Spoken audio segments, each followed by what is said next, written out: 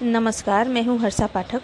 तो आज मैं आपके सामने प्रस्तुत कर रही हूँ आपके हिंदी विषय के प्रथम पद्यांश के बारे में, जिसका नाम है आराधना। आराधना अर्थात होती है पूजा या उपासना।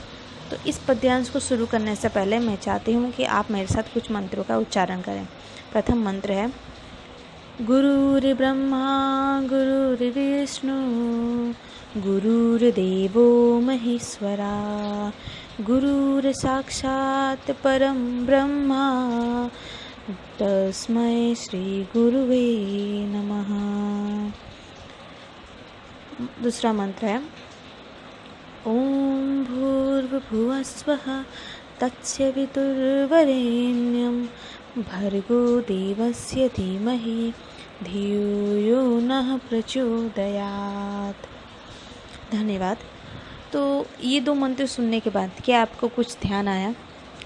सही कहा आपने। आपको ज़रूर आपके स्कूल यानी कि आपके विद्यालय का वो प्रथम चरण याद आया होगा, जब आप अध्ययन शुरू करने से पहले करते हैं। क्या करते हैं आप? प्रार्थना। सही कहा आपने।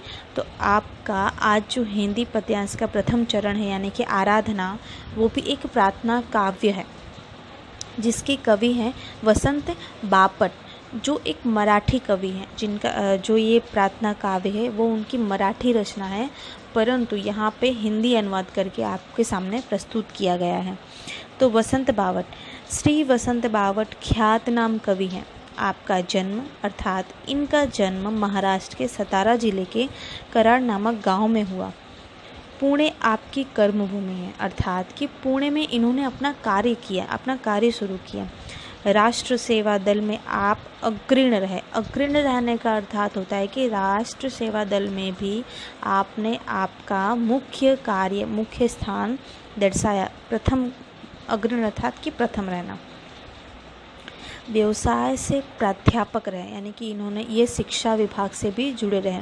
आपके काव्यों में राष्ट्रभक्ति, समाज जागरण एवं मानवीय संवेदनाएं व्यक्त हुई हैं। यानी कि ये जो भी रचना करते हैं, जो भी काव्य लिखते हैं, इनके काव्य का उपदेश क्या होता है? यही होता है कि वो राष्ट्रभक्ति के, यही होता है कि वो समाज के प्रति, समाज में एक जागरूकता फैला सके, मानवता फैला सके, मानवीय संवेदनाओं को व्यक्त कर सके। सेतु, बिजली, सकोना, अकरावी अर्थात कि 11वीं दिशा, तेजसी आपकी रचनाएं हैं। तो इनकी यहाँ ये प्रमुख रचनाएं दी गई हैं।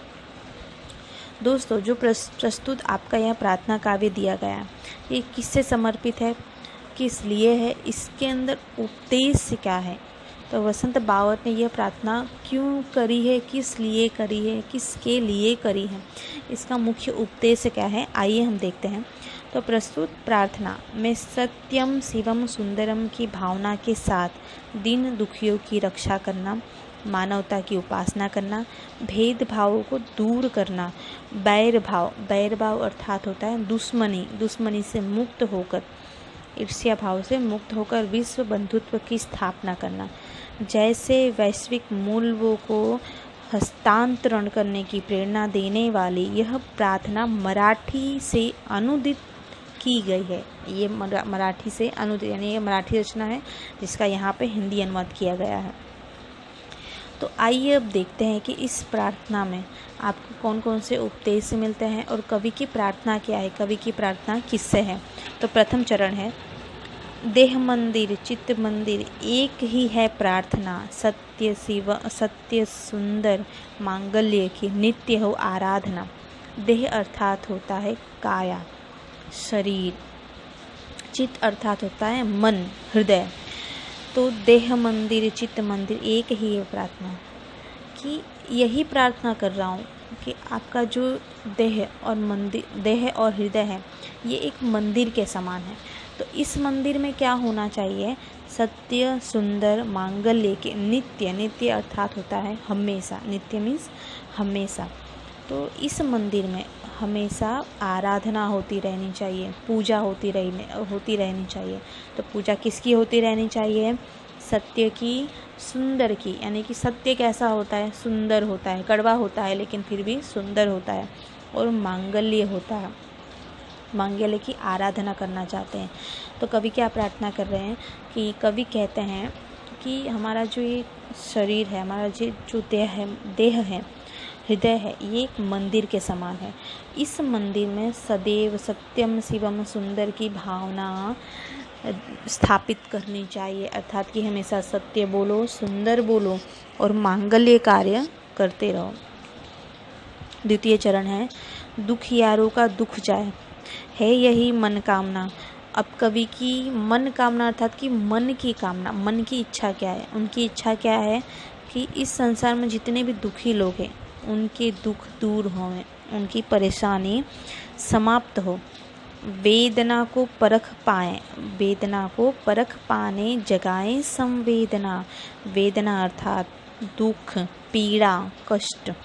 तो इस वेदना को परख अर्थात होता है समझ पाना। तो मनुष्य एक दूसरे की पीड़ा को समझ पाए, जान पाए, ऐसी संवेदना दें। संवेदना अर्थात होती है सहानुभूति। जब तक आप किसी की पीड़ा को समझ नहीं पाएंगे, अनुभव नहीं कर पाएंगे, तब तक आपको उनकी तकलीफ़ पता नहीं चलने वाली है। आप उनकी मदद भी नहीं कर सकते।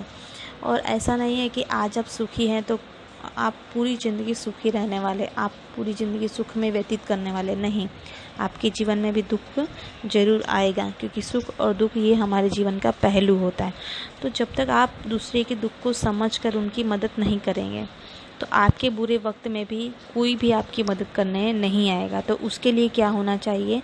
एक दूसरे के दुख को समझने का अनुभव प्राप्त होना चाहिए, अनुभव होना चाहिए। दुर्बलों की रक्षणार्थ पौरुष की साधना। जो दुर्बल हैं उनकी रक्षा के लिए, यानी कि उनकी मदद के लिए शक्ति और साहस का उपयोग हो। जो बेचारे कमज़ोर हैं, जो बेचारे निर्बल हैं, गरीब हैं, उनकी रक्षा के लिए, उनकी मदद के लिए पौरुष अर्थात होता है शक्ति। पौरुष का मतलब है शक्ति होना। तो शक्ति की साधना हो, यानी कि शक्ति का उपयोग हो।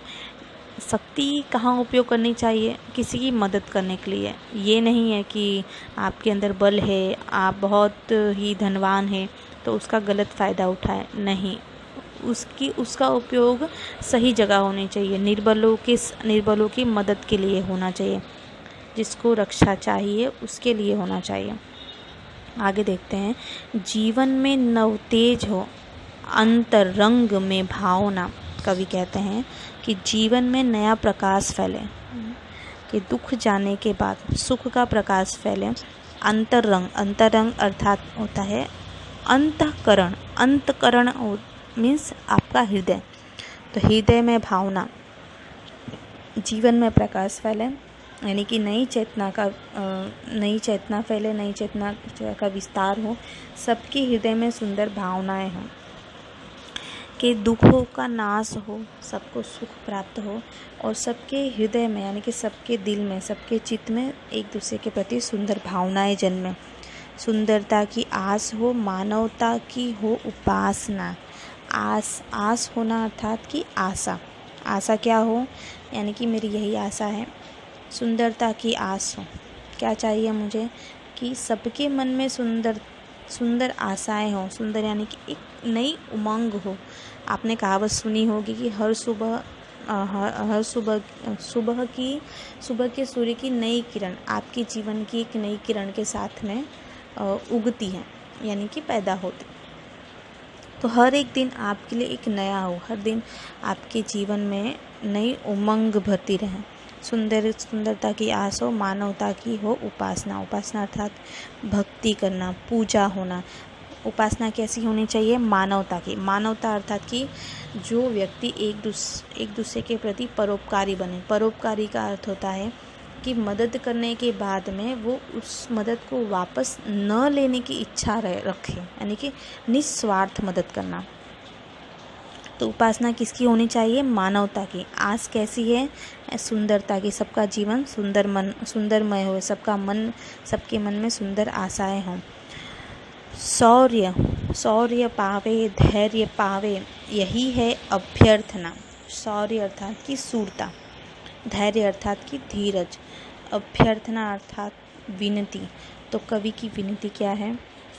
कि लोग शौर्य पाएं, यानी कि सूरवीर बने। धैर्य की प्राप्ति करें, सबके मन में धैर्य जन्म ले, धैर्य धारण हो। इनकी यही विनती है, यही प्रार्थना है। धैर्य धारण करने का अर्थात ये है कि जब हमारे जीवन में कभी कभी इतना दुख आ जाता है, इतनी तकलीफ़ें आ जाती है कि हम भटक जाते हैं, हम उन उलझनों में फंसकर कुछ गलत कदम उठा लेते हैं।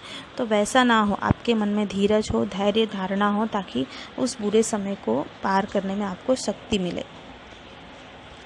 तो यही विनती है। तो कवि की विनती क्या है? शौर्य उत्पन्न हो, यानी कि सबके मन में सूरता हो, सब में सूरता आए और सभी के मन में धैर्य धारणा हो। आगे है, भेद सभी अस्त होवे, वैर और वासना। भेद अर्थात कि अलगाव, जो मतभेद होते हैं, अलगाव भेदभाव होते हैं, जात पात का, ऊंच नीच का, तो वो सभी अस्त हो जाने चाहिए, अर्थात कि खत्म हो जाने चाहिए। अस्त हो जाना अर्थात खत्म हो जाना।